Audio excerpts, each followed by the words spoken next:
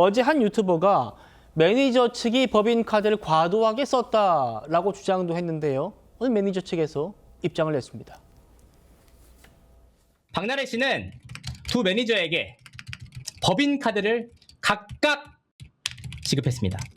그러니까 이들은 월급 338만 원 플러스 진행비, 법인카드를 쓸 수 있는 위치였습니다. 그러니까 월 5천만 원 한도로 이 매니저들은 각각 쓸 수 있는 위치에 있었다는 겁니다. 매니저 S씨가 1년 2개월 동안 사용한 진행비, 핀카드 액수가 7,700만 원에 달했습니다. 막내 매니저의 경우에는 1년 2개월 동안 사용한 액수가 5,300만 원이었습니다.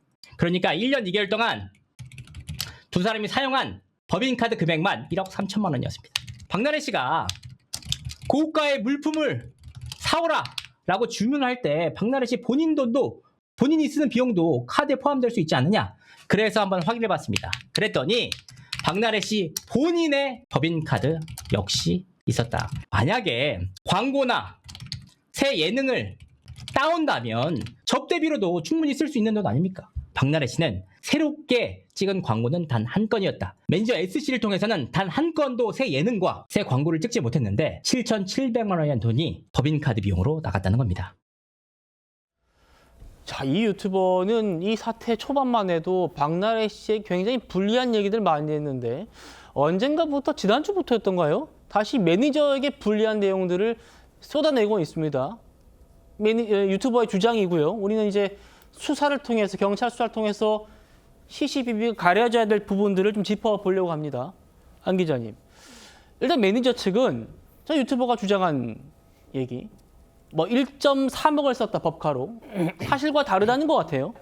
자, 일단 양쪽에 어느 정도 차이는 있지만 1년 넘게 1억 이상 쓴 거는 확실해 보입니다. 다만 중요한 거는 이건 법인카드죠. 어디에 썼는지가 제일 중요하다는 거죠. 개인을 위해 썼다면 배임 횡령의 소지가 있지만 과연 이 돈이 어디에 쓰였는지 그 내역이 오늘 한 매체를 통해서 어느 정도 나왔는데 일단 매니저 A씨 같은 경우 주유비나 주차비, 대리비, 간식비, 소품비로 많이 쓰였다는 거죠. 이 부분은 회사를 운영하는 데 있어서 공적인 영역에 썼다고 볼 수 있다는 거죠. 또 매니저 B입니다. 이 경우에는 여러 가지 쓰였는데 특히 360만 원짜리 결제된 부분이 굉장히 눈에 띈다는 겁니다. 이 내역은 바로 미용비였는데 그 금액이 바로 시술을 받은 시술을 받았던 연기자가 박나래 씨의 모친이라는 거죠. 또 모친 같은 경우는 해당 법인의 대표라고도 볼 수 있는데 모친에게 미용비 쓰는 게 과연 이게 합당한지에 대해서도 또 한번 들여다볼 필요가 있고요. 그 외에도 보면은 회식비로 수백만 원씩 나갔다는 겁니다. 회식비 같은 경우 이 하나의 프로그램이 끝난 다음에 연예인들이 직접 그거에 대해서 감사의 뜻으로 결제하는 경우가 있는데 이거는 매니저가 사적으로 유용했다고 볼 수 없다는 거죠. 자, 그래서 두 매니저의 이 법인카드 내역을 1년치를 총 토탈해 봤을 때 박나래 씨의 식사, 간식, 주유소로 돈이 많이 쓰였다는 겁니다. 물론 세세한 부분에 있어서는 매니저가 혹시라도 개인적으로 쓴 부분이 있는지 들여다볼 필요가 있는데 전반적으로 볼 때는 회사를 위해서 쓴 내용이 많은데 단순히 이 법인 카드로 쓴 금액이 많다는 이유만으로 매니저에게 문제가 있다라고 얘기를 할 수 있을지 이 부분에 대해서는 조금 더 면밀하게 들여다볼 필요가 있습니다. 그렇군요. 법인카드 1년에 뭐 1.3억, 1억 3천을 썼다라는 게 중요한 게 아니고 그 내역을 하나하나 봐서 업무에 관련된 건지, 정말 누가 썼는지, 안 기자님 말씀처럼 박나래 씨의 어머니, 당신 대표로 돼 있었으니까 그분의 이 머리로 쓰는 건지 맞는 건지 뭐 이런 것들도 하나하나 따져봐야 된다는 겁니다. 알겠습니다. 양태진 변호사님 또 좀 쟁점들 좀 짚어주시다면요.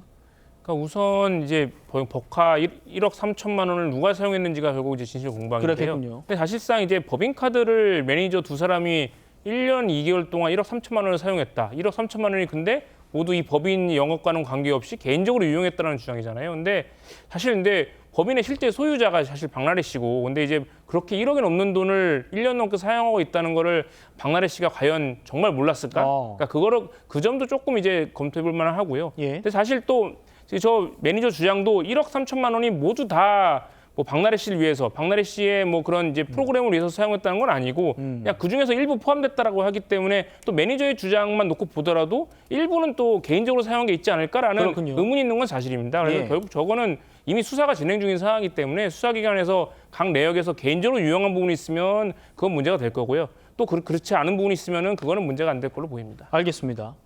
매니저 측이 합의금으로 5억을 요구했다라는 이 유튜버의 주장도 박나래 씨에게는 유리하게 작용하는 것 아닌가 이런 평가도 있었는데요. 매니저 측 사실이 아니다라고 반박했습니다. 그러자 유튜브가 또 새로운 입장을 냈습니다. 중재에 나섰던 인물 2명이 있습니다. 한 명은 이 홍보사 대표 C씨였습니다. 이 일이 벌어진 이후 중재에 나서면서 적극적으로 매니저 S씨의 입장을 박나래 씨에게 전달했습니다. 박나래 씨와 매니저 S씨가 함께 알고 있는 한 예능 프로그램 작가 역시 중재에 나서면서 S씨가 원하는 금액은 5억이다라고 얘기를 했습니다. 12월 5일 홍보대행사 대표 C씨가 박나래 측에게 연락을 취해서 5억 원을 요구한 녹취. 직접 한번 들어보도록 하겠습니다. 일단은 처음에는 임금 체불에 관한 것만 뭐 2억 5천이고 제기한 다른 사항들에 대해서 다 합친 금액이 5억이라고 얘기를 했는데 분명하게 2차례에 걸쳐서 5억 원에 대한 구체적인 요구를 했고 처음에는 임금 체불 문제에 대해서만 해결하는데 2억 5천 그리고 전체적으로 모든 사안들을 다 정리하는데 5억 원의 돈이 필요하다. 이렇게 명확한 자료가 있음에도 불구하고 매니저 S씨는 그날 새벽 5억 원을 요구한 적이 없다면서 호도를 하고 있습니다. 자, 이 사실 이 박나래 씨 관련된 소식이 거의 2달 가까이 진행되다 보니까 저도 좀 많이 기시감이 드는 얘기들도 많습니다. 이 합의금 5억에 대한 얘기도 그중 하나였는데 우리 2달 동안 또 안 기자님도 엄청 취재하시지 않았습니까? 네. 합의금 5억 요구설 이거의 진실은 뭡니까?